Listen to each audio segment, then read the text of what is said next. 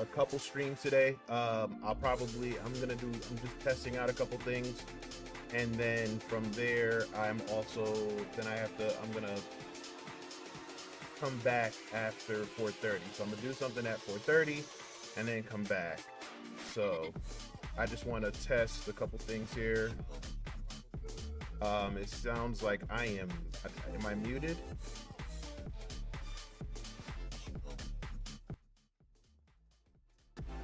Let me see. Let's double check. Let's see if I'm muted. Testing, testing. One, two, three. I'm looking at myself. So it's like an ultimate loop.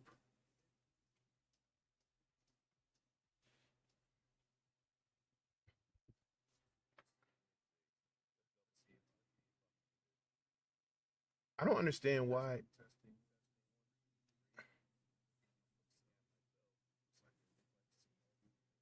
You know what I got to do? I have to. We're gonna keep me honest today, y'all. We're gonna fix whatever these audio issues are. Um,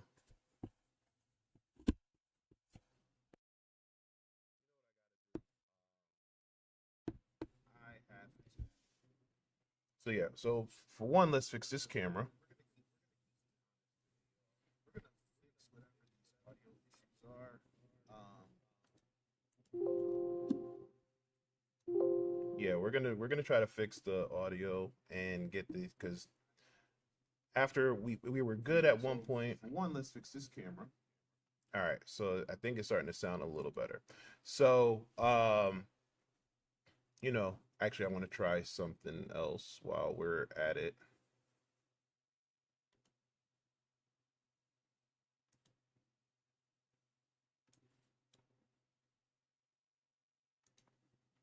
Try something else while we're at it. Ooh, that is loud. So, I want to see how this catches the music and stuff too. So I'm just gonna talk for a little bit and then I'm gonna go back. So let's do this here.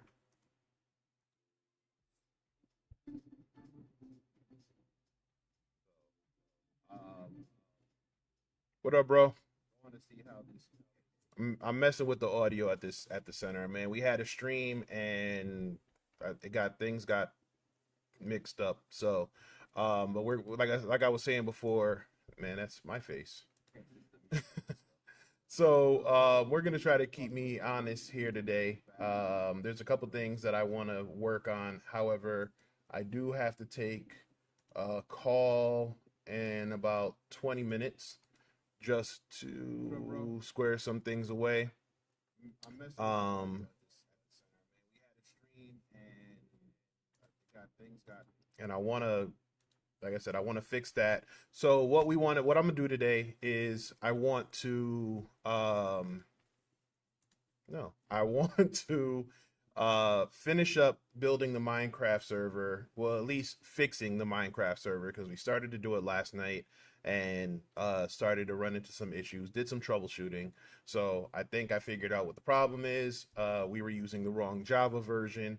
So we're gonna build out the Minecraft. We're gonna go finish up building the Minecraft server.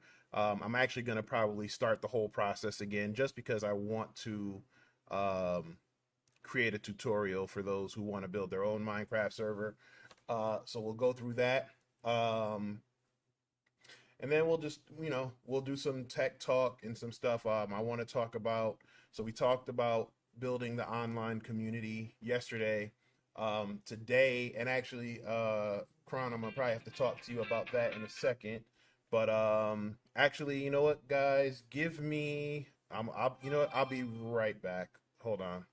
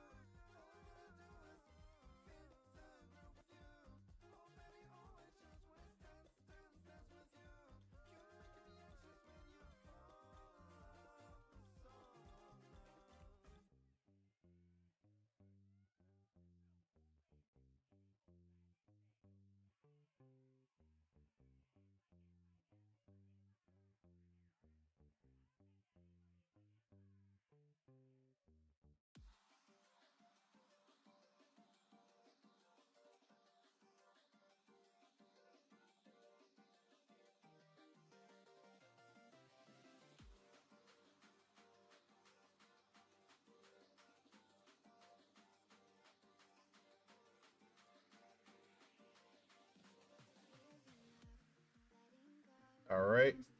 Let's see how we're sounding now. Let's see what we're sounding like. I'm gonna make sure we're good.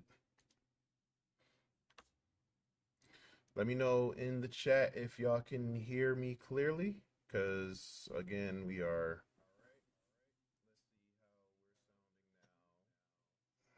having all kinds of.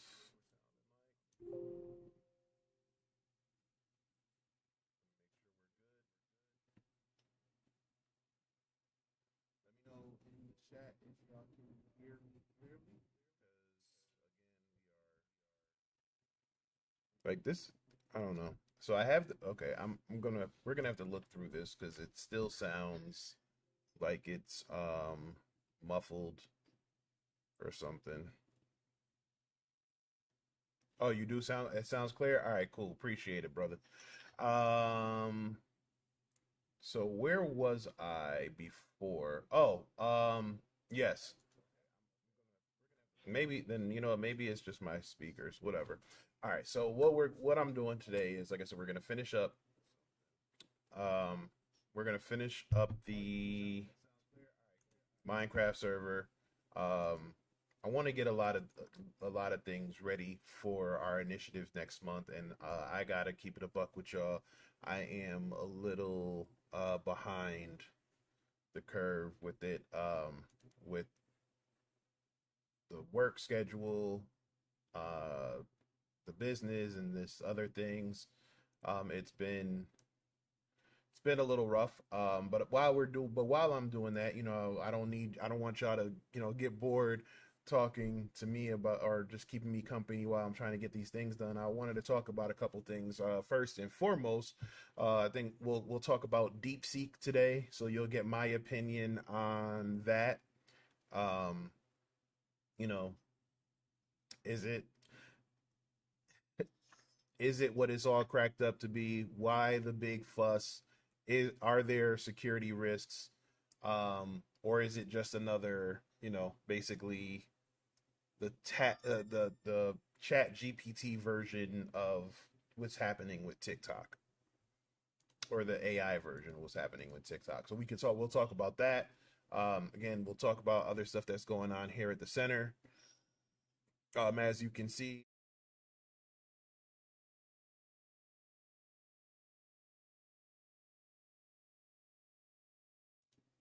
sorry.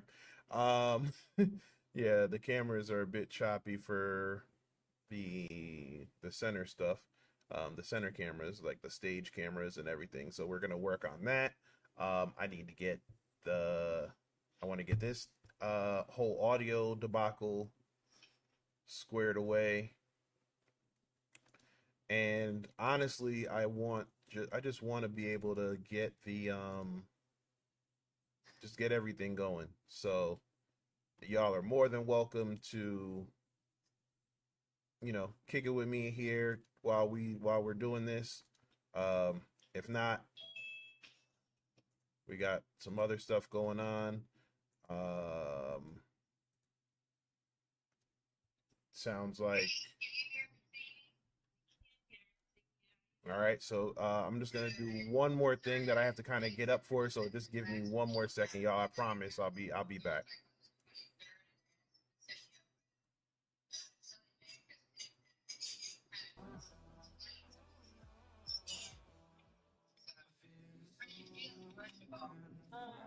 Got a headache. I seem like I've been having that a lot lately. It seems like a migraine, like in the center.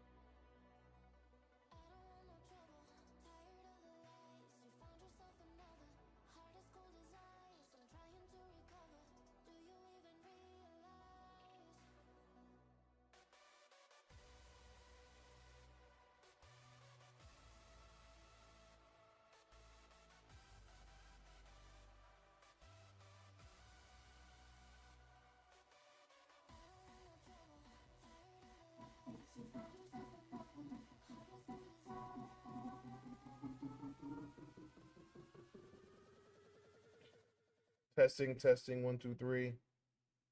Um, testing, 1, 2, 3.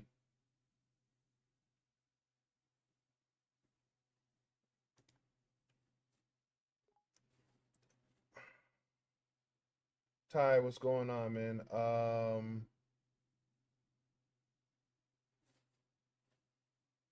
Yeah, I'm good. Happy New Year. Like I said, things have just kind of been a little crazy.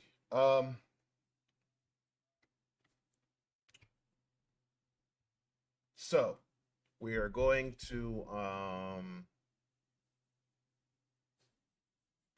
just cover a couple things while I'm getting the stuff ready. So, first and foremost, I want to highlight one of our new content creators who will be working with us um, at Alpha Esports and Technology. Um, he goes by Zay the Blurred Gamer. He does a lot of streams with Call of Duty and then Marvel Rivals recently.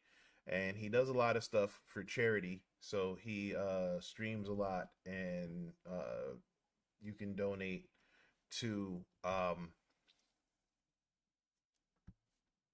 to the charities that he's representing. So recently he was working with the Extra Life Foundation. So he streams, and you can be entertained for a good cause. So let's go ahead and just check out some stuff he's got going on over on his stream. So see, we could get it in here. So Zay usually streams. Trying to see what his schedule is. But like you can see here, he's got the stuff for Extra Life, and he does like I said, mostly Call of Duty, but like I said, I see he started doing some Marvel Rivals stuff recently as well. So shout out to him. He also is a part of the Jedi gang, and he was with the big creators with Community. So he's definitely a good pickup for us. Great guy. Had a conversation with him last week, and he really does embody everything that we try to do with Alpha Esports and Technology with our community and everything. So like I said, shout out to him, and like I said, welcome to the pack. Um, Other streamers we have Clarosity. Uh, Claire is Claire streams a bunch of different games. Um, really awesome at Splatoon and Overwatch. Their Mercy is like unmatched. So I'm trying to see. Oh, okay, so they were supposed to stream yesterday and it got canceled. But they usually stream Mondays, Wednesdays, and Fridays, and then on Saturdays they're usually hanging out with us at Alpha Esports and Technology, saving the teams behinds with Mercy. So go ahead and give them a follow as well. So we got Zay the Blurred, and then we got Clarosity. Um, I'm not sure. I guess maybe they're changing up their stuff. They had some videos, but like I said, do a lot of things with, like I said, Overwatch, Splatoon. I've seen a few, and then we have Lord Valak, who is like one of our, so Clarosity is as well, but Lord Valak is definitely one of our day ones here. He's also a member of the Method community. So he has that team of streamers that he streams with, but he streams as well. I'm trying to see his schedule. His schedules is also Monday, Wednesday, Fridays, and Saturdays. Does some stuff on Thursdays occasionally as well. So he's been streaming for a while. Like I said, he's with Method and Infinity Fam. As you can see, he's with also down with us. Represents the pack. So shout out to him as well. Like I said, looks like he's been doing some Dead by Daylight and Marvel Rivals. Actually, he's been playing a bunch of different stuff. Looks like he's been doing Dragon Age. So we have those three, and then I have my brother Kron Games over here. Just started streaming recently. Mainly been doing a lot of stuff with Marvel Rivals. And just so you know, man, I was trying to join your stream and join your game the other day, but it kept telling it wouldn't let me join. So I don't know if you were doing ranked or whatever the case may be. But yeah, so like I said, I was trying to join your stream the other day. But yes, go follow Kron. Go follow Kron Games 203. Like I said, I follow him on my personal page, but also now we're gonna follow and see if we can get him to get a wolf pack logo over here in this corner. You know, gotta get him set up in the OBS and get some Wolfpack logos here. So we got that, and then of course, you know, you got me. You got Djax over here, which is me streaming and double streaming. So so shout out to everybody. Shout out to the pack. Shout out to the family. I appreciate all y'all.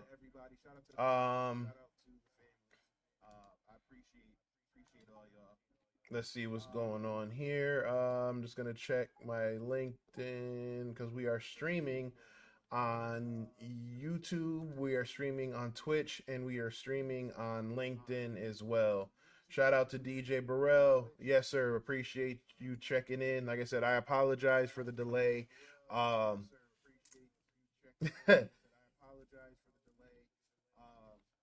Life be lifing, y'all. Life be lifing, but you know, we endure and we survive and we persevere. So yeah, so like I said, so I wanted to introduce them, so I'll be probably bigging them up again later on in the stream as well, just to talk about them, because like I said, what they're doing for their own platforms, but also showcasing and highlighting the Alpha Esports Technology community is important, especially as we move into the next phase. We move into 2025. So January was basically kind of finalizing some stuff from 2024, and then we had, you know, all the freezing weather and stuff, so that was a delay. But now we're moving into 2025, the 2025 initiatives, and I mentioned before, one of those initiatives that I am focusing on is the community beyond 1300 Peachtree Industrial Boulevard, Suite 3109. So that's the address of the center. So, you know, we want to build a community beyond our center. You know, like I said, we were getting a lot of feedback and a lot of requests from parents and gamers from all over the world, all over the country, you know, from Chicago to Connecticut to New York City to Boston. I think there were some folks out west in I think Colorado and California, and you know, prayers for everybody affected by the fires in California. So you know, we're getting a lot of requests to join online to join us online virtually. So we wanted to, so the first initiative we wanted to tackle Q1 of 2025 is building that online community. But of course, you know, just like Wu-Tang, Alpha Esports Technology is for the children, and we want to focus on making sure that the kids are in an online safe community, safe online community first. So you know, we did some research and tried to figure out how we could find these communities, or how we could find a community to join. And there wasn't anything that we really saw that kind of fit everything that we were looking for. And when I say everything that we were looking for, you know, not just the games, but, you know, building that community, building, you know, building the roadways and the paths to STEM and tech careers and cybersecurity, and also building great people who just happen to be great gamers. So not only do we want, great gamers, we also want to develop their, their essential skills. So we don't call them soft skills, we call them essential. So we want to work on their, their communication. We want to work on their problem solving, their critical thinking, their leadership and teamwork skills. We want to work on all of that. So, in talking to parents, they definitely want to do that with us, but they were very wary of some of the games that were played, and I totally understand that, right? Like, there's a reason why we don't promote any like Call of Duty or anything like that, because that's for a specific audience, and I don't want the younger crowd to also get, you know, mistake that for something that we want to play and promote. Um, we have a Discord community, but the Discord community isn't something that we make public like that because, again, there are certain crowds that have that are not suited for everybody. Um, Although we try our best to make sure our communities is always safe and inclusive and full of like-minded individuals, you do have those issues, but like I said, we want to make sure that the kids are good. So in doing that, talking to the parents, when we ask them, well, what games do they really play, mostly they talk about the three games that I usually hear the most that they're okay with their kids playing, pretty much unsupervised, is Minecraft, Roblox, and then even Rocket League to a certain extent. um Appreciate it. Thank you, thank you. um who's that? Medellin, thank you. So, so in looking at how we could build those communities, we started coming across some studies and started seeing, some of the dangerous stuff that happens in these Minecraft and Roblox servers. And all right, Maddie, nice to meet you. Appreciate it. um so, we so yeah, we try to figure out how we can build those communities. And when we started doing that, we started looking at the research and started seeing that there was a lot of uh online dangers and things like that with games, especially Minecraft and Roblox. The communities sometimes can be very toxic. The the the messages that get passed, especially on Roblox, can be also very problematic. So we were trying to figure out how we could address that. And one thing that we truly focus on here is being the change that we want to see. So that's where we started with the online communities, and we're going to focus on building online clubs for Roblox and Minecraft. Well, we're going to start with Minecraft and kind of pilot that and see how that goes, and then we'll probably look at other communities for online clubs for Roblox, Fortnite, Rocket League, and then of course, for some of our STEM programs, we're going to also offer that virtually as well, so that this way, for those who want to take part in some of our stuff, whether it's our intro to cybersecurity or our cyber safety 101 courses, our intro to ethical hacking and Linux, our coding with our learning Python coding with Rocket League. We want to try to offer these virtually as well. So we're expanding our reach. We want to expand, the reach of the wolf pack and everything. And it's gonna be. I think we're gonna focus on like the original Minecraft. We think we're gonna do we're gonna do the Java. We're gonna do the Java, and we'll probably do Bedrock too. We'll see. Like I said, we're building out the servers and stuff now, but like I said, we're gonna definitely leave that up to the community. But to um, but to address the security concerns, we built a brand new Discord community that has several security checks in place, and then it's also heavily moderated, or it will be heavily moderated, not just by myself, but also members of the Wolf Pack, members of the community. Some of the streamers that I just mentioned earlier, they'll also be part of it, and they'll probably check in from time to time. But we're all human, and sometimes humans um make mistakes, or we don't see everything. So just in case, we partnered with another organization out of the UK who has a very who also have who created a really cool program that does monitoring as well, and they follow stricter privacy laws than we do. So for my cybersecurity folks, we have we follow things like COPA and things like that for Child Online Privacy Protection, the Child Online Privacy Protection Act. But the UK has a program called GDPR.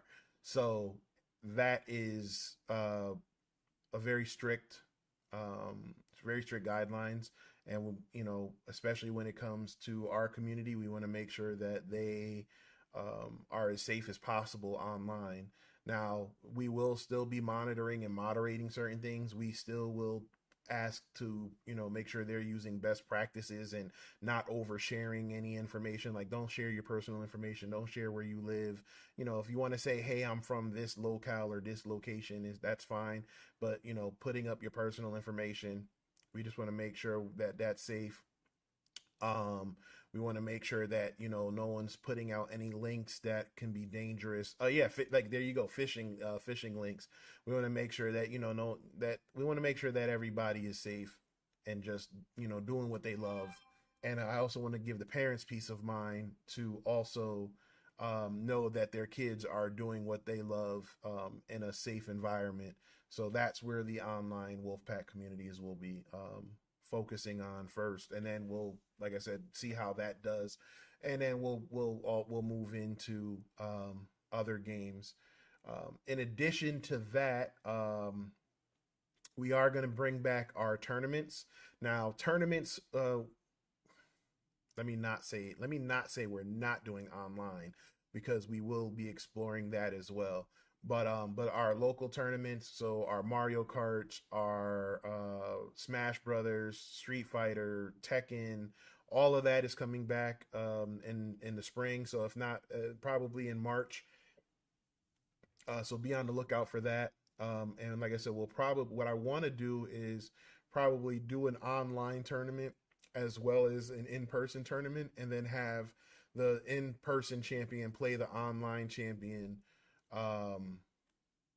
in like a grand championship. But I wanna even the playing field, you know what I'm saying? So if we do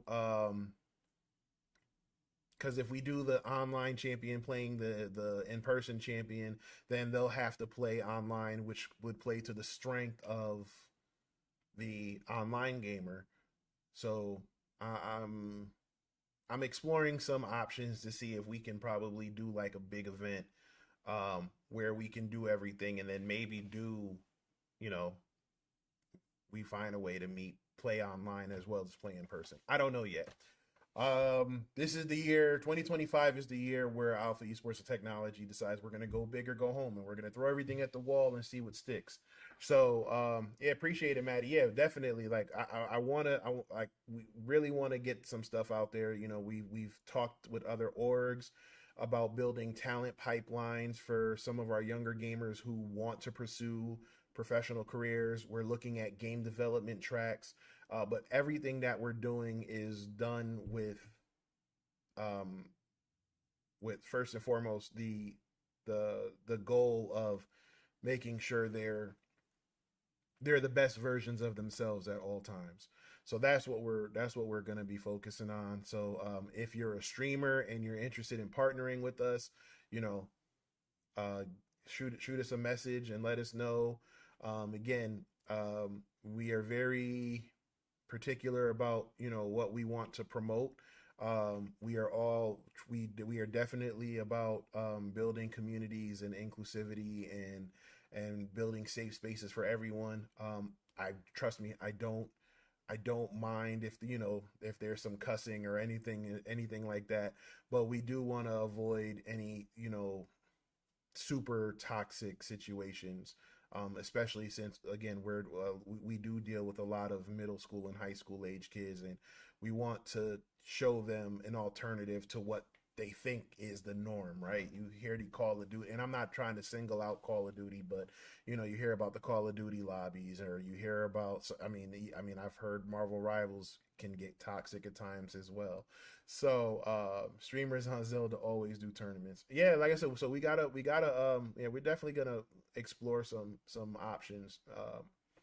But we want to make sure we are thinking of our goals, our core values, and our three pillars of play, learn, and elevate. Though that will always uh you know be the priority.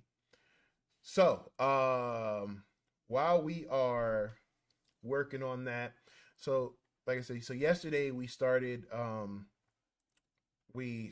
trying to build out our Minecraft server, and we ran into some issues, but then we ended up getting it working, or we ended up getting the server up and running. But then when we tried to connect to the server, it was giving us a bunch of hard times.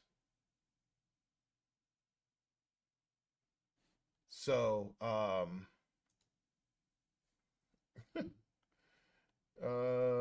so anyway, I was just checking to see what was going on in the chat. But yeah, so what we're going to do is we are going to make sure our Minecraft server is doing what it's supposed to do this time.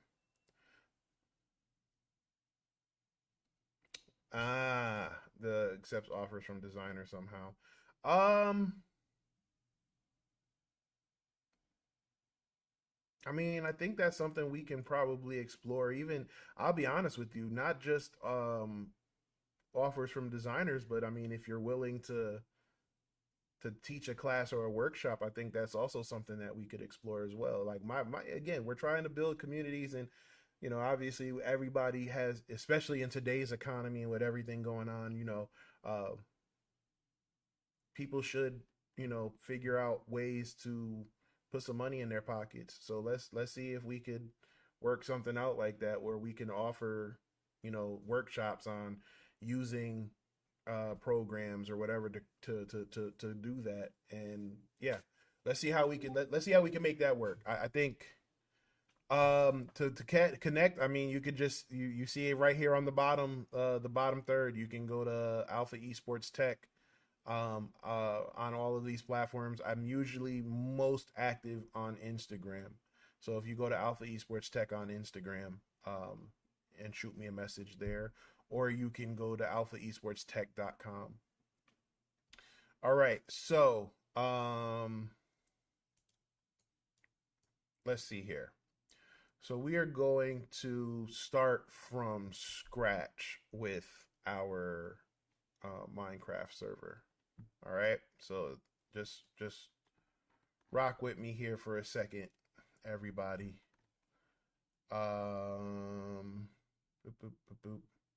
These are Bedrock servers. I don't want to do a Bedrock. We're gonna do Java.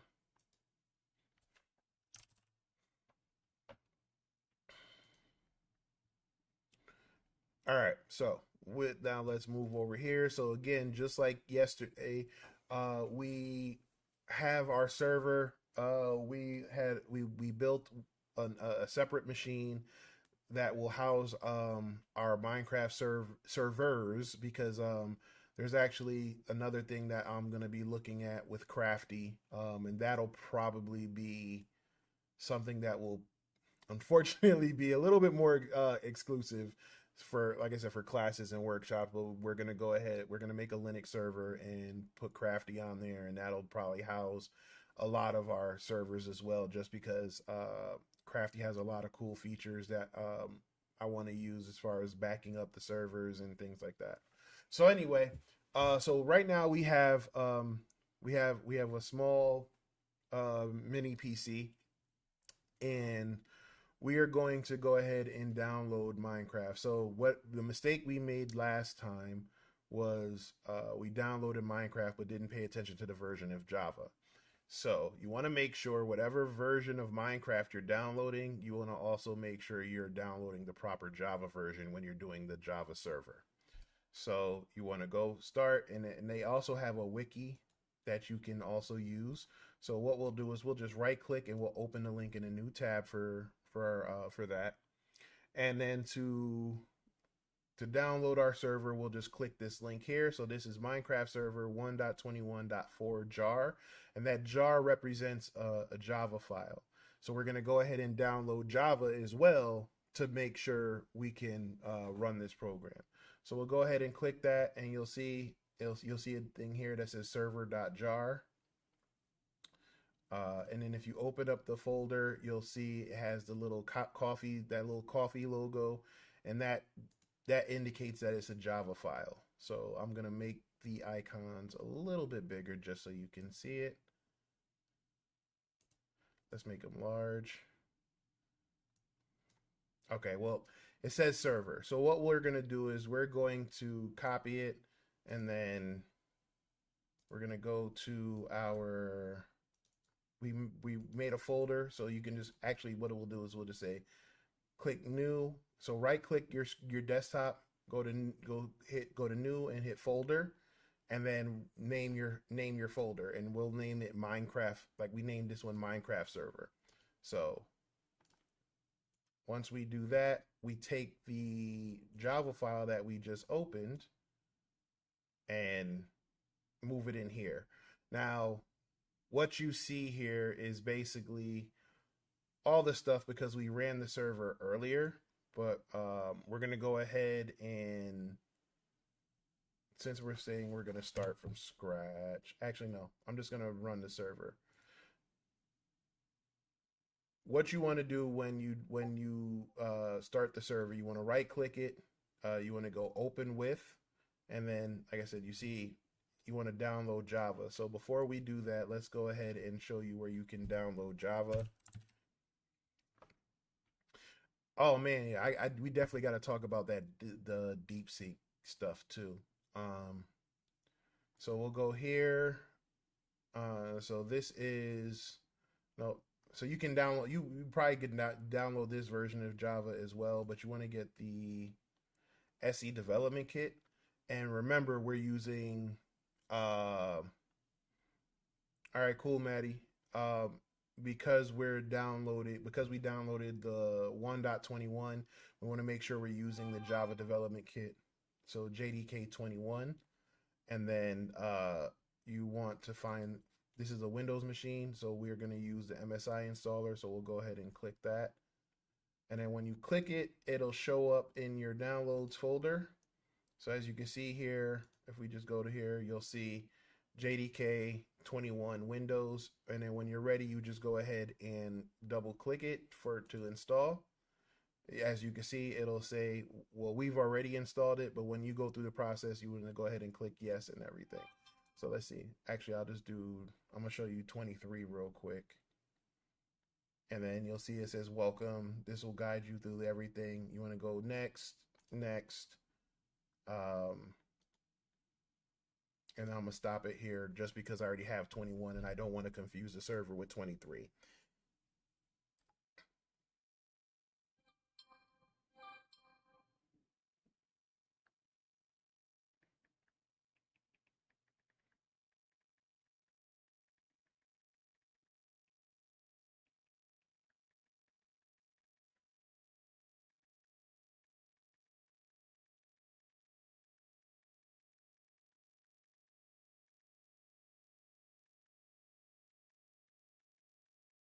Hold on one second.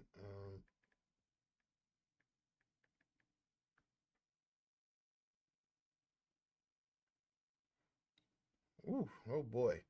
All right. So it's been a day and it's been a week and it's only Tuesday. All right, so like I said, so we're gonna go ahead and you want to go through that process. Make sure you install the Java Development Kit 21. So now let's go back to our server. Um, and when you run it, you're gonna hit open with, and you're gonna hit Java and select OK.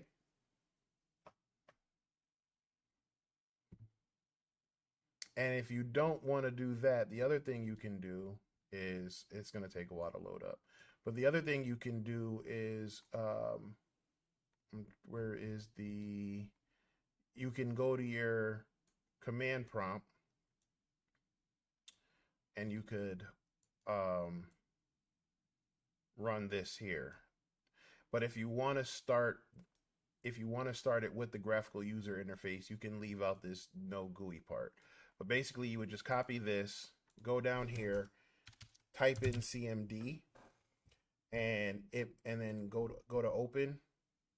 I typically like to go to the desktop, and then just hit paste, and then hit enter, and then it'll start. So you can do that. However, like I said, I already kind of double clicked and everything. So we're gonna go ahead and start that up, and as you can see, this is our server. Now, I did want to review something real quick.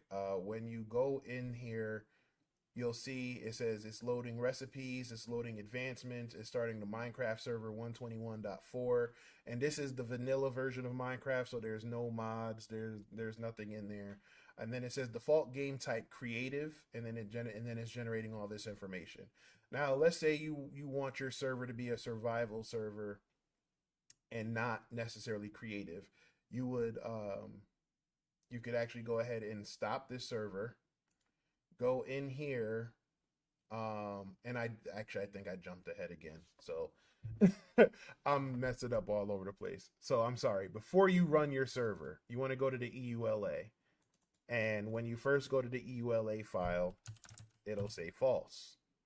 That's not false. That's FLAS. So it'll say false. What you want to do is you want to change it to true, and that's basically saying that you agree to the terms and conditions of the end user license agreement. So EULA stands for end user license agreement. You want to go ahead, and if you want to read the end user license agreement, you would just copy this here. Like I said, we already did that. But once you agree to it, you will hit true. You'll make sure you change EULA to true, and then you save it, and then you close that. Now, for those who want to make sure they read everything like we do, here is the end user license agreement. So this is basically telling you what you can and can't do, right?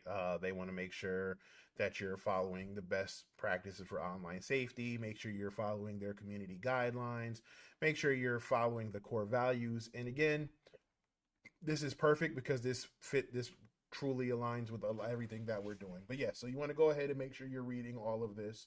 And then when you agree to once you finish reading, you can go ahead and switch that EULA to true.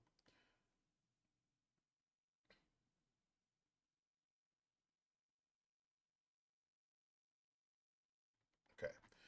So, once all of that is done, the next thing you want to do is, if you look here, there's a server. This will say server properties. You want to right click and you want to open with Notepad, and then this is where you see your server properties, right? So again, do you want to accept transfers? Do you want to allow flight? And then if you just kind of anything you want to make changes to, this is where you can do it. What you want to name the server? So this is the Wolfpack Minecraft server, right? Do you want to change your ports, right? So this is if you're going to utilize anything like port forwarding or anything like that. We won't be going over port forwarding, at least not for this server publicly, just because again it's going to be a private server, invite only. But when we do make the video, we will go over how how to port forward or how to use other services. But here you can see game mode. There is creative, or if you wanted to change it to survival, you could do that as well. And then when you're done, you just want to make sure you hit save. And then once all of that is done, so you want to make sure your EULA is set to true, whatever your game mode is, and all that information in the server properties is set. And now you want to go ahead and double click or run that command again, and now you'll see, like I said, the server is up and running. So it's preparing the world, it's getting everything, preparing the spawn area and all of that. So the running the server on 25.565. So now that we have our server running, what we want to do is you want to go to a machine that has Minecraft installed. Now remember, we are doing a remote desktop, so we are technically, well, we're working on this computer from another computer. So but we want to focus on the IP address. Our IP address is internal, so it's local. And what we'll do is we can start Minecraft. Actually, I think this is Bedrock, so let me close out of that and go to find the right Minecraft launcher.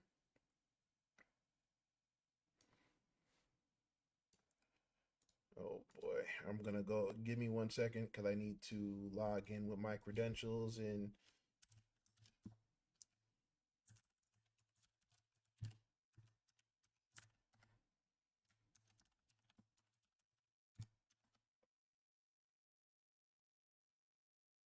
all right, so we logged into our Minecraft stuff with our information.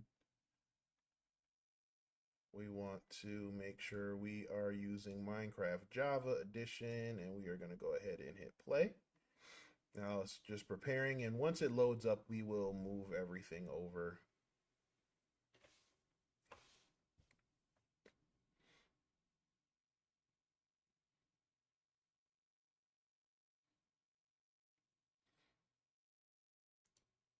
All right, so we have everything loading up here. We'll maximize the screen and Minecraft Java Edition. Now remember, we should be fine this time. So hopefully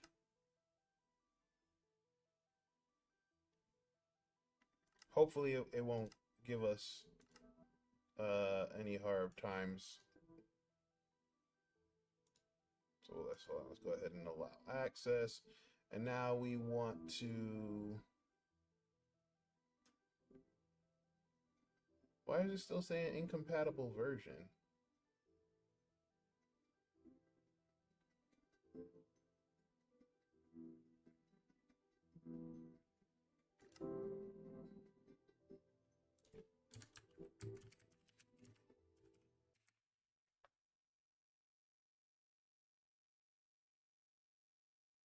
It shouldn't be incompatible. I mean, we went ahead and downloaded the right, failed to connect to the server, incompatible client. Please use 121.4.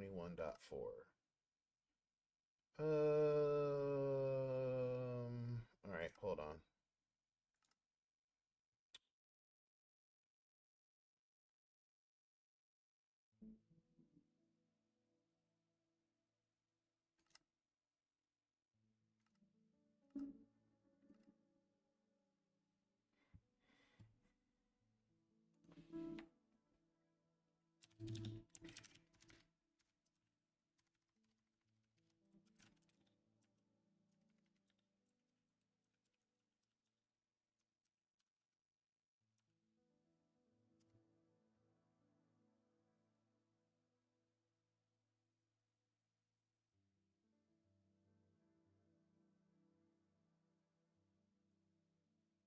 One second, y'all, because now I'm getting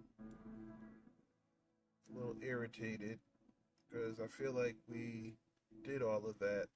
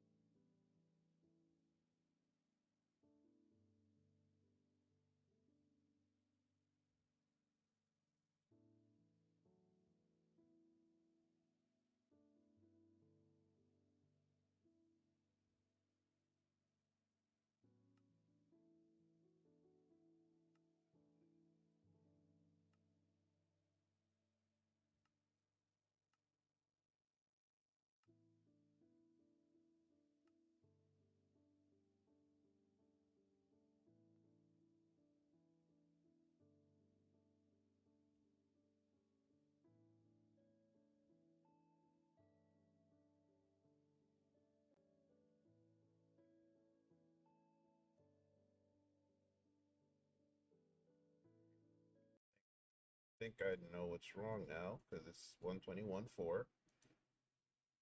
So now let's do that.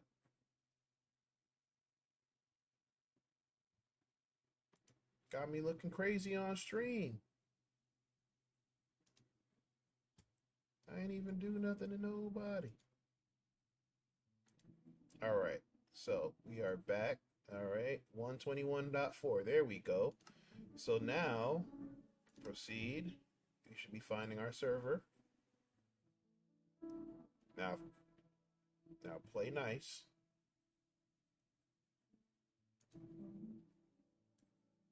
There we go.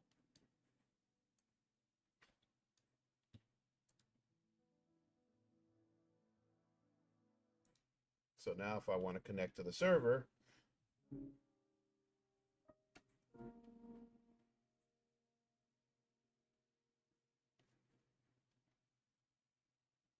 and there we go. We are in our Minecraft server. All right, so like I said, I need to polish up everything on creating the server, but we now know that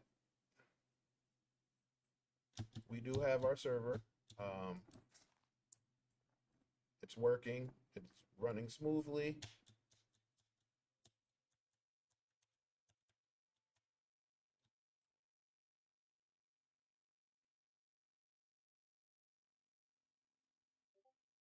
So boom, we have a Minecraft server, ladies and gentlemen, everybody watching. So now that we have that working, we have it, whatever we can get it, we can knock that off our list.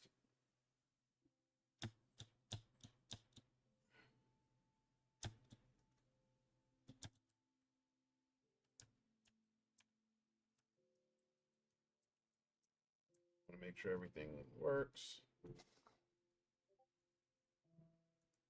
Everything looks good. All right, so server works. All right, so we got that working. That's awesome.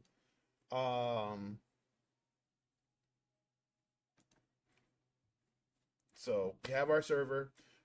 We can up, and as you can see, we can actually, let me go back to it. We can accept up to 20 people in our server. So I am super excited now that we have that running. So we will clean that up, work on what we need to work on for the port forwarding, to make sure that it's accessible to our folks online. And yeah, we're gonna get that moving. So real quick, I just want to double check the chat. Yes, Maddie, I did not forget about you. I will definitely check to see what you got, what you sent. If you haven't done so already, please be sure to give us a follow. We're trying to get the numbers up, because the other initiative that we're focusing on is turning this into its own ecosystem of content. So not only are we building our team of streamers, we also have our own channel where we'll be streaming events out of the center. As if you want to see, hopefully the cameras aren't still. As you can see, like these are some of our stations here. Our gaming stations. You see over there in the corner, we have another streaming setup. And then we also have a setup. You can't see it, but we have another setup for like our consoles and things like that. So we'll be hosting events. Stop that.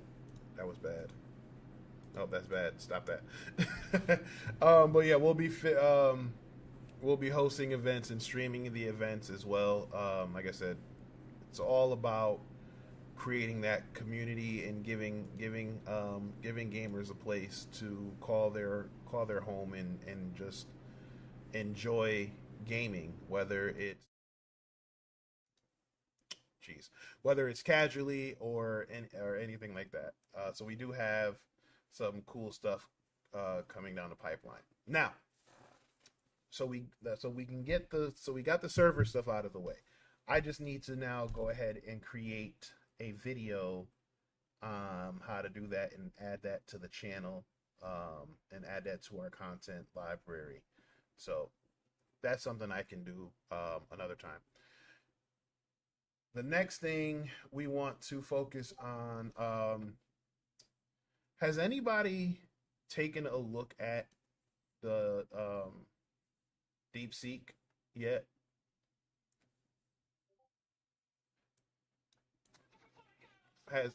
I'm curious to see.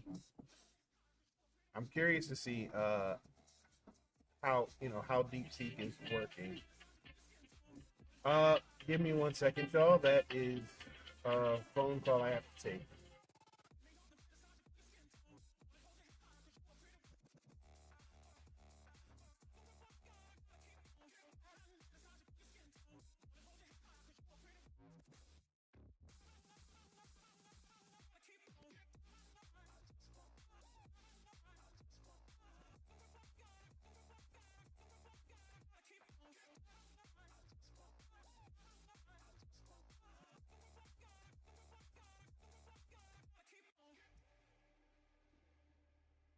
All right, y'all, we're back.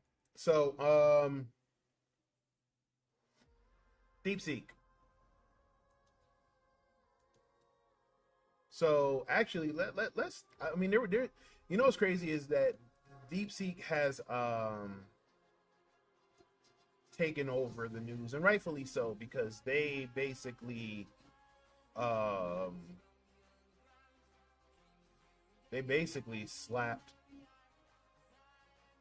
the AI community upside the head and said, "Oh, you're not letting us utilize your chips, your chipsets and processing and all of that. That's cool. We're gonna build our own. We're gonna build our own AI chatbot that's going to be better than ChatGPT, and it's going to use less power." So, you know, where Nvidia, where you know everybody's trying to get 4090s and even the new 50 series of graphics cards to run their AI models. DeepSeek is using like the H model, the H series, so H800s, and they are way less advanced than most of the chips. And again, that was done by design by the United States government. Um, and when DeepSeek came out with their stuff, it basically crashed the market. I mean, Nvidia lost 17% or something like 17%. I think it was like something like almost $600 billion. Uh, so I'm trying to be very careful of what I want to say, right? Because uh, I've seen some things from DeepSeek so far. I haven't downloaded it or done anything with it, but a couple friends of mine have downloaded it, and absolutely um, just are talking. Can't stop talking about it. Um, and they're and on top of it, the version that they have, it's free. It's free to use. So there is no paid. You don't have There is no paywall. You can download it for free. Now let's talk about the giant elephant in the room. Um, the fact that it's owned by the Chinese government, right? Um, I saw, and I even posted um, the privacy rules, right? Because And it's not just because it's an app run by the Chinese government, because I feel like you should do that for any app. I did the same thing for Chat GPT and everything. You want to make sure you're when you're using these models, right? Because especially when you're doing like artwork or anything creative with it, you want to be careful of what you're putting in it, because you can they can own the rights to your stuff. They can track what you're doing. DeepSeek is no different. DeepSeek, I'm trying to find. Um,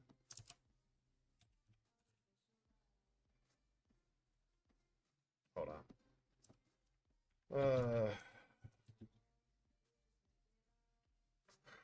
Boom, boom, boom, boom, boom, boom, boom.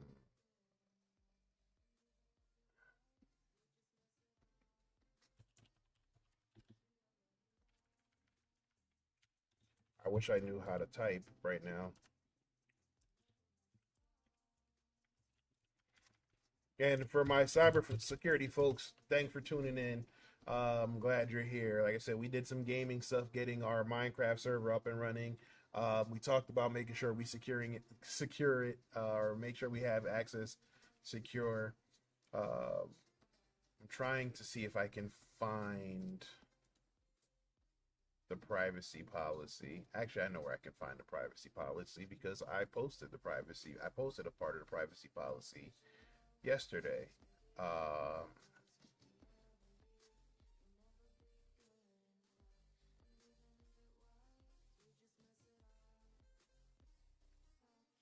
so if you check out their privacy policy, this is some of the stuff that they mentioned that they collect, right? We automatically collect certain information when you use the services, including the Internet of Other network activity information, such as your IP address, unique device identifiers, and cookies. We collect certain device and network connection information when you access the service. The information includes device model, operating system, keystroke patterns or rhythms, IP address, and system language. We also collect service related diagnostic and performance information, including crash reports and performance logs. We automatically assign you a device ID and a user ID. Where you log in from multiple devices, we use information such as your device ID and user ID to identify your activity across devices to give you a seamless login and for security purposes. So this was blowing up all over. This was all over Twitter about the security issues and you know the ties to China, and basically, like I said, it's TikTok all over again. Right? TikTok had the same issues, right? It's a Chinese ran app, which means the Chinese government can request that data and user data, biometric information. All of that information can get used by the Chinese government to further their cyber espionage efforts. And I will say, there is a legitimate concern about the cyber espionage efforts, because if you just look at Salt Typhoon was an attack by a threat actor that's operated by the Chinese government. So there are legitimate concerns. However, to make it seem like uh you know Chinese apps are the only ones that collect that information. Hold on, we'll just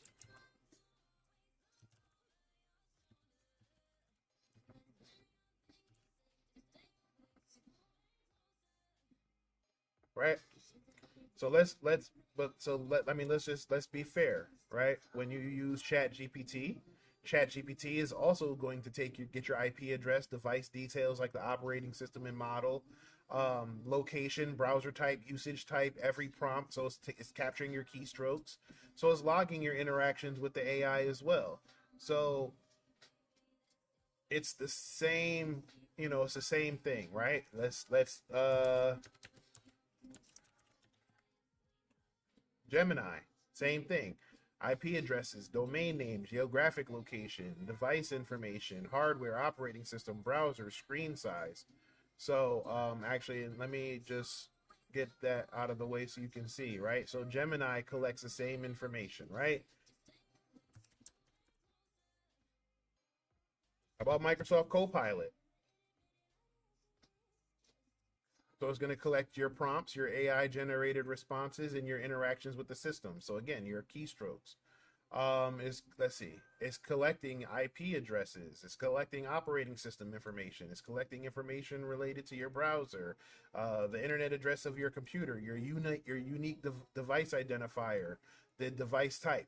So so all of these are collecting the same information, right? So if that's the case, and all of these other AI models are collecting the same information, why the big deal about it being from China? Well, the idea is that all of these other programs and all of these social media apps, so Facebook, Instagram, Snapchat, Twitter, X, whatever. Yes, they collect this information, but they also have to abide by the rules and regulations of the United States government. They have to follow the privacy rules and privacy laws.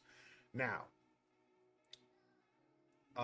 actually, so whereas the Chinese government don't necessarily have to, right? The Chinese government doesn't have to abide by those rules and regulations, right? So the thought is apps like TikTok don't have to follow the same rules like a Facebook does, or an Instagram or a Twitter or does, right? So because they don't have to adhere to the United States policies and regulations, and they're run by the Chinese government, which for the fact of the matter is an adversary of ours, right? Like I said, look up Salt Typhoon, look up Flax Typhoon, look up a lot of the cyber espionage that's been going on. So they are an adversary. So because they don't have to adhere to the same laws and rules and regulations, that's where the risk is. And because it's ran by the Chinese government, and the Chinese government can at any point say, hey, we need this information, and you have to honor the government, they have to do that. Now, and I think I saw Zay on here, man. Zay, I was just shouting you out, introducing everybody and telling everybody to give you a follow. But what's up, brother? But and yeah, and again, go follow Zay the Blurred Gamer, man. Awesome dude. Super excited to see what he's doing with the community. Now, Facebook, Instagram, Twitter, Snapchat, all of them, they do have to follow. They are supposed to adhere to the rules. Do they? No, because every time you turn around, there's another major data breach, and there's another security issue or security concern, right? Look, Facebook, right? Facebook just had to pay a massive fine recently. So, and also the part, I'm going to say the quiet part out loud, just like how the fear of the Chinese government going to DeepSeek or TikTok or RedNote and saying, hey, give us your user data. Guess what? If the United States government issues a subpoena to any of these social media companies, what do you think they're going to do? And I'm not anti-establishment. I'm not anti-government. I'm just saying, if we're going to give a certain level of scrutiny, I feel like we should give it all across the board, right? Here's my take on TikTok. Should TikTok be banned? Yes, but under a certain condition. It should be banned, and United States users should not have access to it until they fix all of the security concerns, until they fix some of the issues that are in the source code that we know exist with some of the biases and stuff like that. I feel like just like as in my day job as an ethical hacker or a penetration tester, when we do an assessment on an application, when we do an assessment on a business, when we do an assessment on a company, when we do an assessment on a government entity, whoever the client is, when we do an assessment on a client, at the end of the assessment, we deliver a report. And in the report, it talks about what we found, recommendations on how to fix it, and the ramifications if they don't, right? Um, if you don't fix it, what's going on, Thumbstick? If you don't, then there's consequences, right? So if you're a company that needs to, let's say you're a company that deals with financial transactions, you have to abide by PCI DSS. You have to follow those rules. If you're a medical facility or deal with any medical records, you have to be compliant within HIPAA, right? So if they aren't, they can't become compliant, they can't recertify, which means they can't operate. I feel like there needs to be some type of regulation, not just for TikTok, but for all of these apps, right? But TikTok is a perfect start, right? You have a perfect storm of things that we can address, and TikTok is inclined to do it, because if they weren't inclined to do it, they wouldn't have gone down to kiss the ring of the president and create and pull the stunt that they pulled over the weekend, saying, oh well, we have to go dark on the 19th, but we're going to go dark a whole 24 hours early to drum up outrage from the community, to kind of put pressure on the politicians to extend things. So I feel like they're motivated to do it. If you sell them to another company, yes, there's going to be some assessments or things done for due diligence in the acquisition phase, which honestly they probably won't, because they want to hurry up and get the sale done. But if you're going to do that, if you're going to sell it to a US company, they're just going to sell it as is and hand it over and say, here you go, it's your problem now. So no one's going to say, hey, let's do our due diligence. So I feel like instead of saying sell it to Microsoft, or sell it to dude from Shark Tank, or sell it to fucking Mr. Beast, or whoever the hell you're going to sell it to, instead of saying hey, you want to continue to operate here, here's what you need to do. Fix this in your source code. Fix these vulnerabilities. Make sure that you're not working with, show us that you're not whatever with the Chinese government and all of that, right? I mean, at the end of the day, it's not the whole debacle about TikTok and them selling TikTok isn't about TikTok. It's about the algorithm. The algorithm is the quote unquote secret sauce, because TikTok's algorithm is unmatched when it comes to the reach that a user can get. If you can get the algorithm or your version or your corner of TikTok working in a way that works best for you, that's how you get the desired outcome of the interaction with your users, with your followers, your subscribers, your whoever it is. And everybody is racking their brains trying to figure out how to get the algorithm to work in their favor. I know people who I know parents who operate businesses and use TikTok, and because they got their algorithm tweaked how they want it to work, they won't let their kids use their devices to go on TikTok because it messes up the algorithm. So I actually know a parent who was like, hey, I went and got my kid their own device so they can go on TikTok on that one, because I can't have them messing this up, because this is where I make my money. And I'm not knocking the hustle, right? I'm just saying this is what it's all about. That algorithm and that reach. But if there's an opportunity to say, fix your crap, fix your stuff, right? And not only is an opportunity to do that for TikTok, it's also an opportunity to go, Okay, so you now TikTok did that. Now let's talk to you, Zuckerberg. Let's talk to you, Musk. Even though Musk is basically like the number three in the country right now, or whatever. But there's an opportunity here to get if it's all if we're truly talking about security. And now I'm wondering if we even are, because if it was about security, then TikTok should have never came back in the first place. But if it's truly about security, and it's truly about the privacy, and it's truly about the betterment of the users and the people, then let's secure the people. Let's secure the applications. Let's stop sending out letters every 3, 4, 5 months saying, hey, this medical facility leaked your, there was a data breach and this medical facility leaked your information. Hey, this financial app leaked your information. This crypto app leaked your information. This banking app leaked your information. This hospital leaked your information. Let's actually do the work. You know, that's one of the things about the cybersecurity community that frustrates me, is if we're in it to help people, then let's can help people. All right, I'm getting off my I'll get off my soapbox a little bit.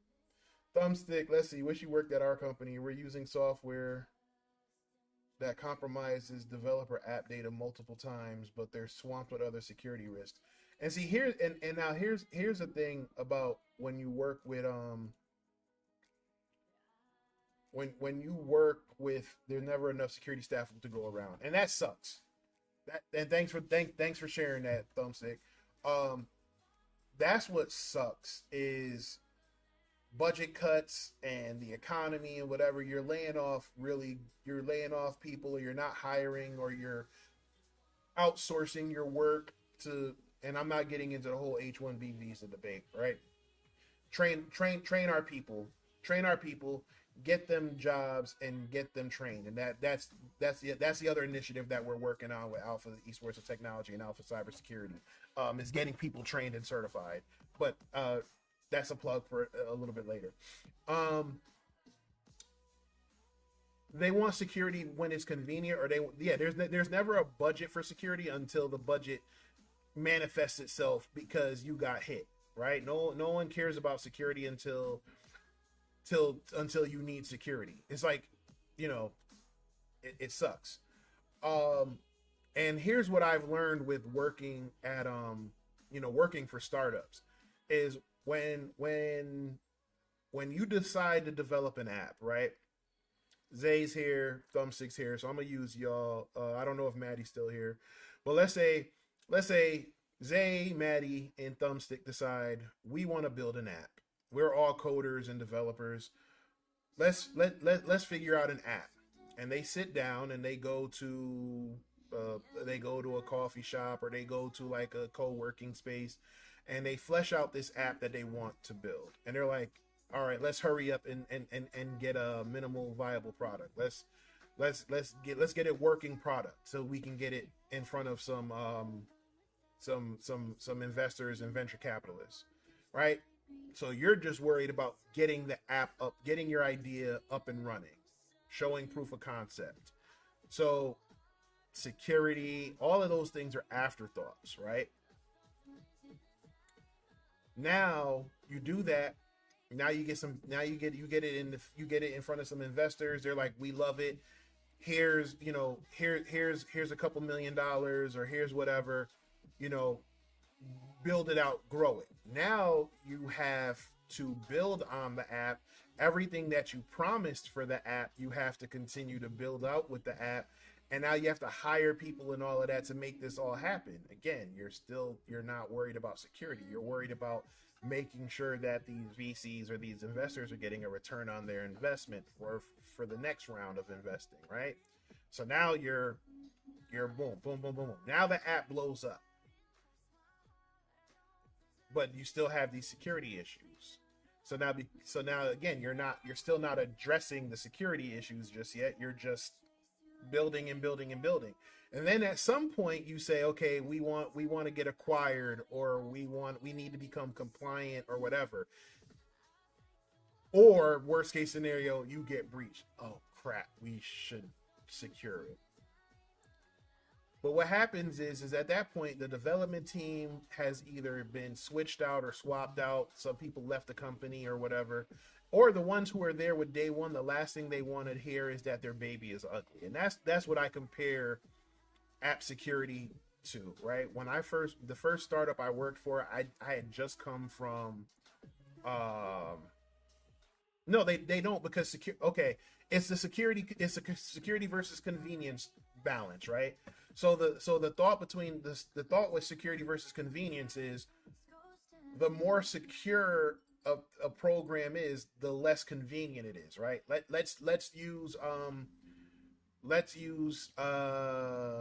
I'll use an example, a real life example. When I was working at the school system, the teachers used to leave their computer signed in. The teachers, they would log into their computer on Monday, and they would stay logged in from Monday to Friday.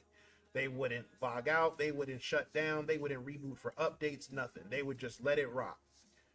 When I started implementing security, I said, okay, well, now there's going to be timeouts, right? There's going to be, if you're inactive for more than 15 minutes, the computer's automatically going to lock itself. There's going to be a password policy. You have to change your password every 90 days. If there's a mandatory update or patch, we'll push them and reboot. I had the teachers union go to the superintendent to have me fired.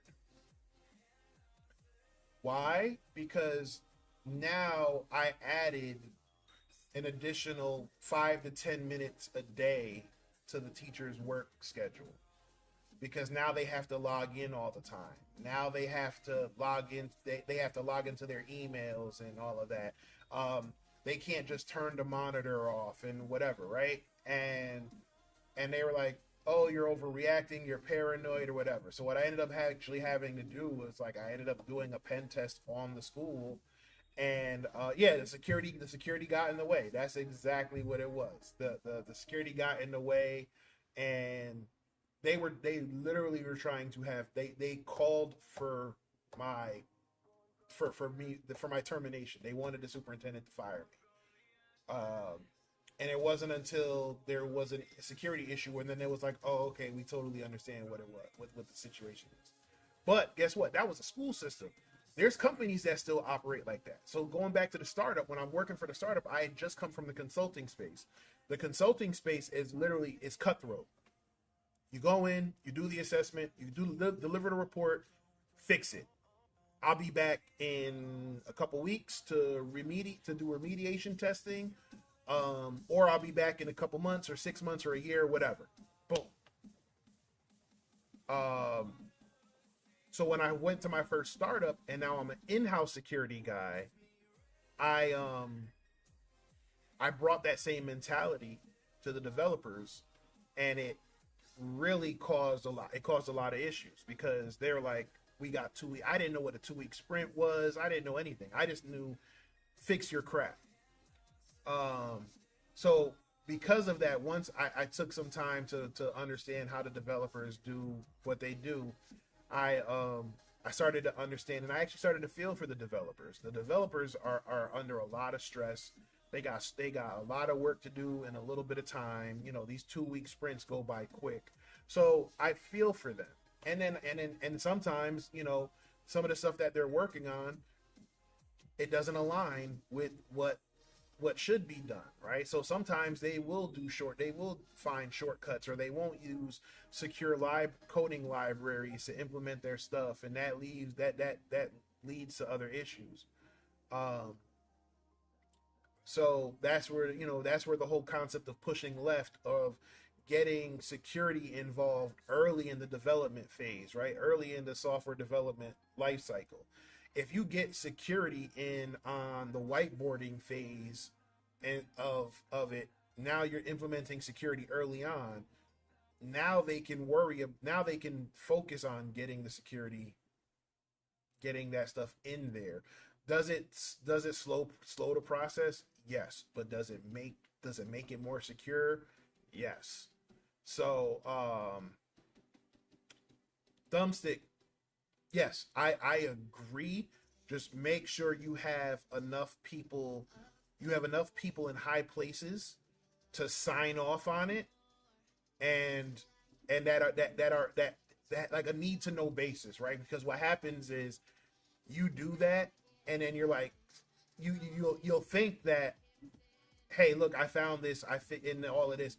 You actually might end up getting in trouble. There's another story I have about that as well. So what I would say is get, someone high up, with the network team or the IT team or even the development team, and just basically say, this is what we plan on doing. Don't tell anybody. We'll submit a report in a couple weeks. And then, because the one thing developers will always say when you test their app is, we know the vulnerability exists, but can you show impact, right? They want proof of concept. So if you can show proof of concept, then you got them. Give me 1 second, y'all. I'm gonna take a quick break and take this call.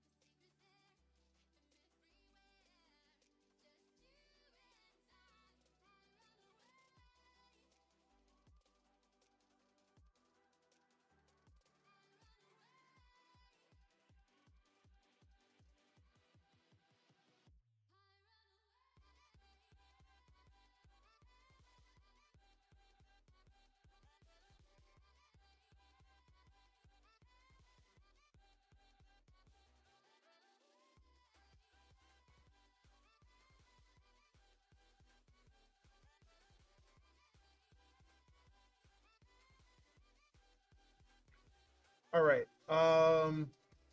So yeah. Yeah. So if you're gonna test it, just make sure you have permission. Look, that's how we. That's how we I was working with a crypto company, and that's what we ended up doing. That's what we had to do. We actually had to we so there was a crypto company. I'm not going to say the name of the company. But we found a bunch of vulnerabilities, and they kept saying, show impact, show impact, show impact. We found a blind SQL injection that basically would tell us uh, if a user was valid, right? So again, I'm gonna use Thumbstick and Zay, right? So let's say Zay is a user on the app and Thumbstick isn't. How this SQL injection vulnerability worked was, we would ask it to look in the database for Zay's email address and Thumbstick's email address. And because it was a blind SQL injection, there was no visible response, right? So you don't get a user exists or user doesn't exist. You just get it's just quiet, right? Now there's things you could do. You could look at the HTTP code, like you could check out the response codes and see all of that, see if it's a 200, 300, 400 type code. But the app was secure to the point where they just used the 200 for everything. So whether it was good or bad, you got a 200. So there was no really telling. So anyway, we find that there's a SQL injection vulnerability, but it wasn't giving us anything visible. And tell me to shut up if I'm going off the deep end too technical. But what we ended up doing was, because we couldn't see anything, we would tell it to check the database for the user. If the user existed, then pause the app for 10 seconds before responding. Right? So basically, it would cause the app to just, like I said, it would cause a 10-second delay, right? If the user didn't exist, then proceed as normal. So now we would type in our commands, and when we hit send, we would start the timer, and we sit and watch. And I'm using 10 seconds as an exaggeration. It was probably a little less than that, but we would sit there and wait, right? So maybe 3 seconds or 5 second delay, right? We do a 5 second delay, we wait, and we count, and then we would get the response code.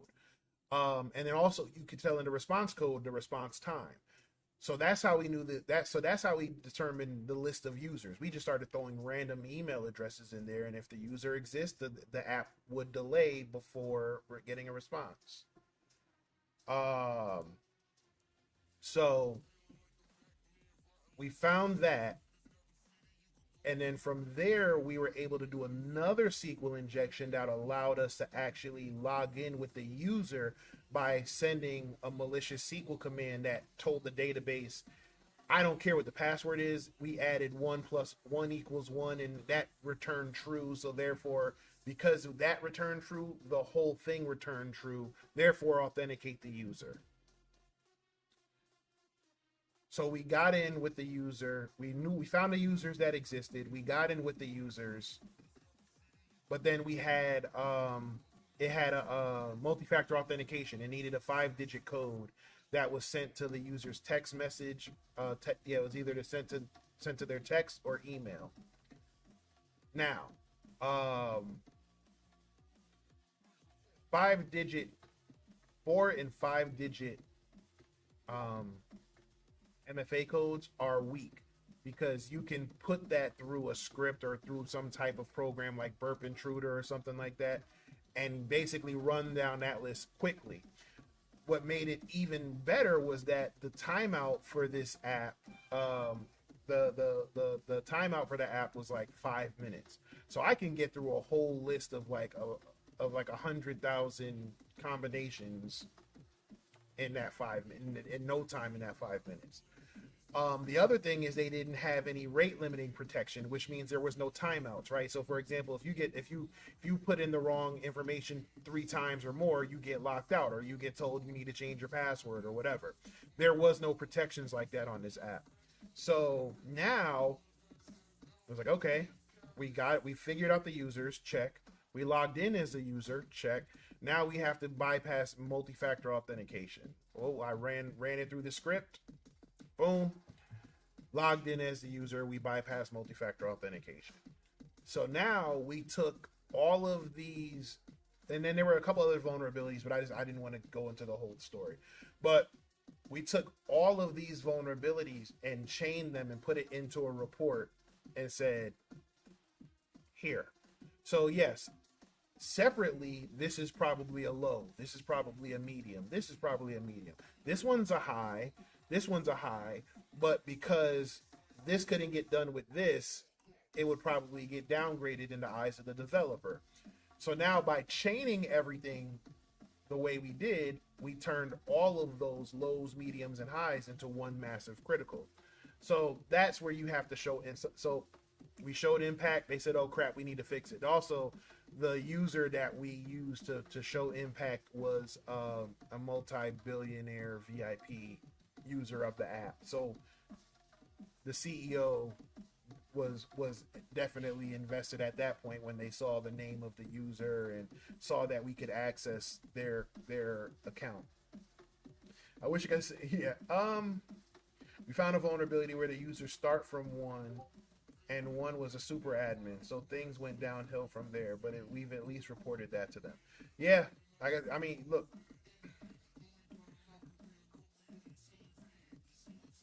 do your part and just CYA. If you find it, report it. If they don't fix it, whatever, because what happens is if you don't go through the proper channels of reporting it and basically covering your ass or covering your behind, I'm sorry if I have any young people watching, what ends up happening is if they end up getting breached because of that vulnerability, the first thing they're going to say is, well, why didn't security find this? And now you're going to get in trouble. You're going to take the fall. You're going to get blackballed and deal with all the punishments. So make sure whatever it is you do, hey, nope. Hey, look, on this day, I found X, Y, and Z. There was a situation where I was tracking someone for like months in the school system that was doing a lot of stuff, and I kept a whole file, and I kept telling them that they needed to fix it, and I just kept getting pushed and pushed away, and then come to find out, that's when I found out that school networks were monitored by the Secret Service because it's the same fiber line for all municipalities and government, city and state wide. So now we had FBI and Secret Service in our tech center, like, hey, we'd like to talk to you. And then of course the superintendent and the director of technology know jack squat about security. So now they're bringing me into the meeting. I'm like, well, this is why I have this here. And I sent them the file. And I'll never forget, like, the agent looked at the superintendent and was like, you mean to tell me this guy's been here this whole time and y'all could have been stopped this? But you know, that dreaded B word, budget. I think that's the biggest thing. Do your part in CYA. If you're not in charge, make sure the person above you signs off on the yes. And that last part, don't take it personally. I'm still learning that, right? Like a mentor of mine gave me the book The Four Agreements, and I highly recommend everyone reading that. But yeah, don't take it because I'm not gonna lie, that was probably the beginning of the end for me, or the beginning of the downfall as far as how I felt about security. And Thumbstick, I've said this, you've heard me say this, I think I said it in our talk at Shao Kahn. I love being a hacker. I'm not necessarily a big fan of the information security or cybersecurity community or career field.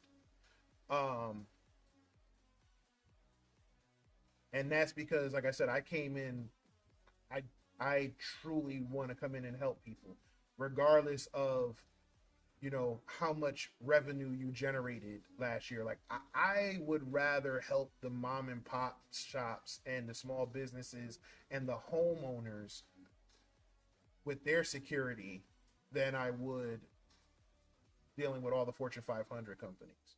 Because those are the people who are going to feel it the most. The Fortune 500 companies are going to go to their insurance, file an insurance claim. Like I said, say they're sorry, put out some half-assed apology, and then, like I said, give you like 18 months of credit monitoring.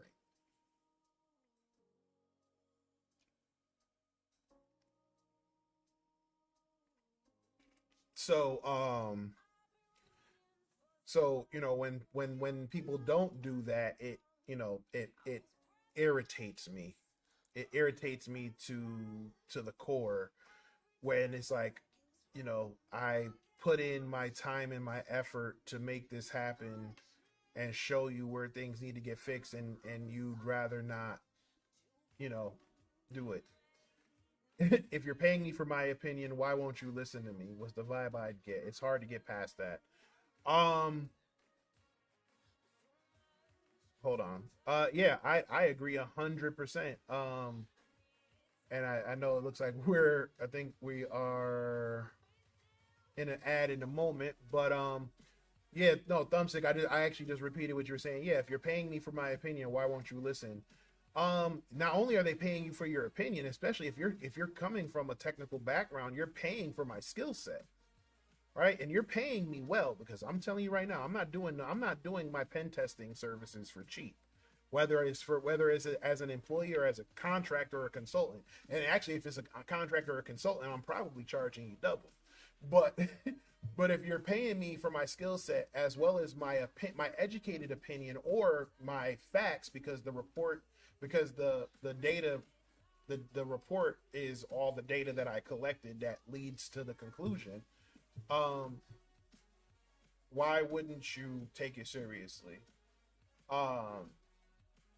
And like I said, that's where it started to bother me, because it was just like, you know, especially when you when you really get in yeah, they are, yes, they're wasting your skills. when you start getting embedded into like the inner workings and knowing how the industry works and stuff like that, or you even start meeting, you start talking to industry insiders, and it's like you start hearing some of the stories behind the scenes. Obviously, I'm not going to go into detail, but some of the biggest breaches that have happened, it's not like they were surprised that they were happening. A lot of the breaches that were happening, they knew that the risk was there. They knew that the possibility of the breach happening was there because someone did some type of assessment or something prior to and said, "Hey, y'all might want to check this out." So, but whether it's because budget or red tape or politics, my favorite was I did a pen test one time and they told me that it wasn't in scope, even though I had the rules of engagement and the scope literally in my pocket because I printed it out and put it in my pocket. So then they were like, "That well, the application that you tested wasn't in scope." Yes, it was. Y'all changed the scope mid assessment, but that's when it's things like that bothered me a lot.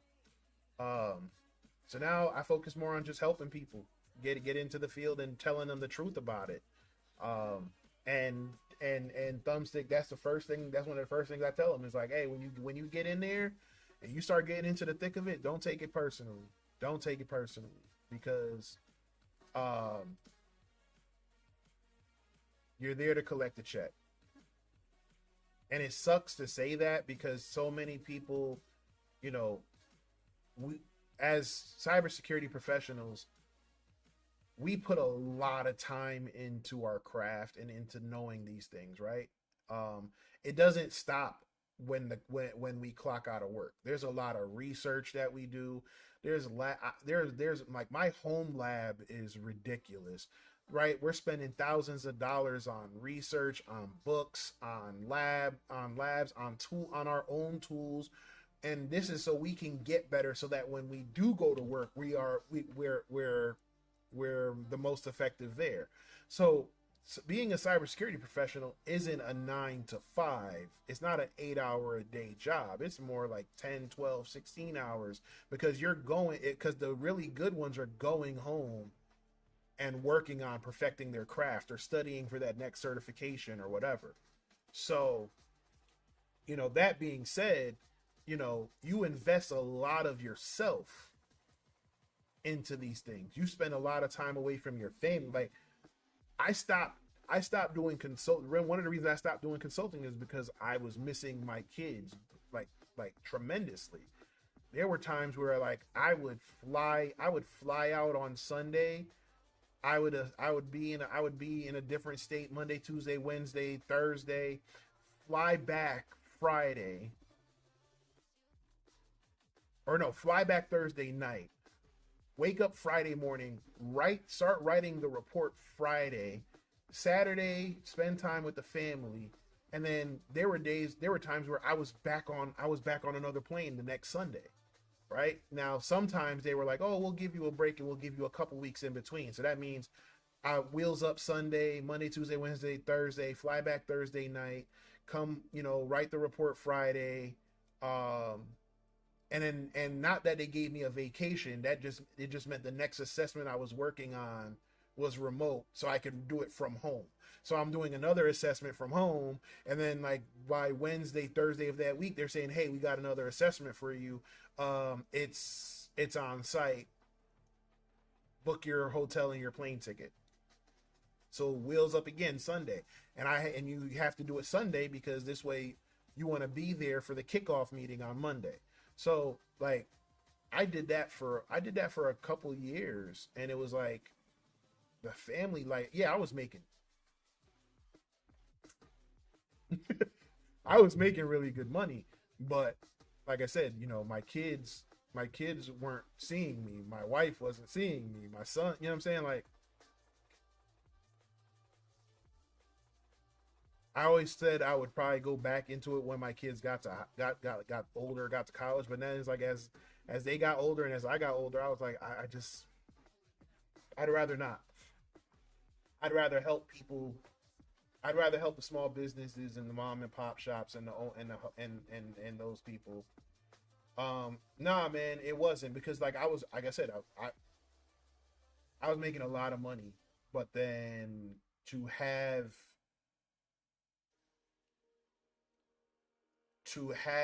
to see it in your children that you were missed, like that that is the worst, right? Um, to is one thing as a parent, you already know it, but to see it in your children when it's like I gotta, you know, they, dad, where are you? Well, dad, what are you doing? And I'm like packing. I'm like, and they're like again, and you see it in their eyes, like it makes it you can see it like it bothers me now, and it's years later. Um, you know, so you go through you go through that. Or what really did it for me was I was working as a government contractor for one company, and they were like, oh yeah, we want you I told them in like I told them in December. I was like, yo, this day in May or this week in May, I'm not going nowhere. That's my daughter's, like, was it her eighth grade graduation? It was either her eighth grade graduation or her, like, it was one of her graduations, because you know down here they got fifth, they graduate from fifth grade to go to middle school, and then whatever. But it was one of her younger graduations, and I remember telling them months well in advance that I wasn't traveling, and they tried to book me anyway. And at that time, a government shutdown was looming because you know the government budget, which I'm pretty sure we'll probably have some of those again in the near future. And it was like I told them, and they were like, "Oh, well, we have this assessment we need you to do, and we need you to fly out." And I was like, "No, I told you, I'm not missing my daughter's graduation." And they kept pushing, and I kept pushing back. And then finally, they were like, "Okay, fine, we'll find someone else to do it." And then, but then, like the next week, it was like, "Oh man, the government shutdown is happening. We don't know if we'll be able to keep everybody. You know, we're only going to keep those that really want that are willing to kind of go above and beyond." And I was like, you know what? If y'all gonna play that game, then whatever. But I'm not gonna. I'm still not missing my daughter's graduation. So when the shutdown happened, so you know, I can't. I as a father, as a mentor, as a teacher, as a brother, I can't tell people to never compromise their integrity. But then the first thing I do is compromise my integrity, and that's just kind of how I feel about it. So this turned into a rant. I mean, we went from Minecraft to AI to DeepSeek to TikTok to application security to the inner workings of the cybersecurity industry. All in all, I think it was a successful stream. um, I apologize for the massive breaks in between. Like I said, life be lifing. But we did accomplish something. And what I'm gonna ask y'all is, yeah, thumbstick. I know, right? We might have to, figure some stuff out. But and this stupid camera keeps auto shifting. But like I said earlier in the stream, I'm gonna be streaming a lot more often just because I want y'all to hold me accountable, right? 2025 is the year of action at Alpha Esports and Technology, Alpha Cybersecurity. Uh, for me personally, professionally, I'm gonna throw everything at the wall, but there's definitely, yeah, man, it definitely is. Um, but yeah, like I said, I'm throwing everything at the wall and seeing what sticks. And I'm not gonna lie, I am exhausted in every which way you can think of, physically, mentally, emotionally. Like I'm beat, right? I work like 3 jobs. I work like 2, 3 jobs, and also run the center full time. So I am exhausted, but I am fully committed in building this center to be everything I dream it can be, and it has the potential to be. So because of that, like I said, I'm asking my community as we build a community to hold me accountable. So, you know, if I said on here that we are building an online community and we started with the Minecraft server, so hold me to that. I said I need to make a video for content on my channel. If you don't see it, if you don't see a video in the coming days or weeks, hey, call me out on it. Yo, where's that Minecraft server video? If you don't hear me talk about what we're doing with port forwarding or finding ways to securely forward the ports or securely make that connection for our online club, call me out on it. But to do that, you got to make sure you're following me. Got to make sure you're following me and you're subscribed wherever you're watching. So on TikTok, on Twitch, on YouTube, even on LinkedIn, you know, call me out if you see it, right? We got our esports teams going. We have our championship Fortnite team has started the preseason, so we're looking to defend our title this semester. So we got that. We got those practices tomorrow. So I probably won't be streaming the practices. I might. I don't know. We'll see. Thumbstick, I'm gonna also probably reach out to you and Holzer about guest doing like some guest speaking. But yeah, trying to do that, trying to work on the other curriculum that we're building out. Yeah, man. Like I said, we're gonna make it happen. Again, if you are a content creator, a streamer, or anything, and you want to, you know, work with us on cross promotion and representing Alpha Esports and Technology, and you want us to represent you like we do with Zay and Clarosity and Lord Valak and my brother Kron, go ahead and shoot us a message and let's see how we can make that happen. If you have an idea or a workshop that you want to teach, send me the description of what you're thinking and what your price point is, and if you want to host it here, let me know. Like I said, man, this is gonna be a year of action. So yeah, man, thanks, I appreciate it, man. I appreciate it. I try to be transparent in the whole process, man. You know, sometimes you see the end results. Like, oh yeah, look at our center and we're so awesome and everything was easy. No, man, this crap is not easy. Yeah, man, I definitely would love to be a sponge and soak up whatever information I can get from you and from him. So I'm gonna go ahead though, because I need to close up shop, and then I need to go pick up aluminum foil.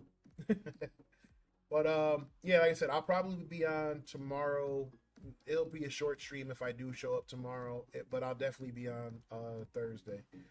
All right. So again, appreciate y'all rocking with me. Like I said, I know there's like probably 45. We've been streaming now for 2 hours and 40 minutes, and I know like probably 40 minutes of that was just sitting here on the BRB screen because of the phone calls and stuff. But I promise I'll be better next time. But until next time, y'all be safe. Y'all take care, and I will holler at y'all later. Hey, man, you too, Thumbstick.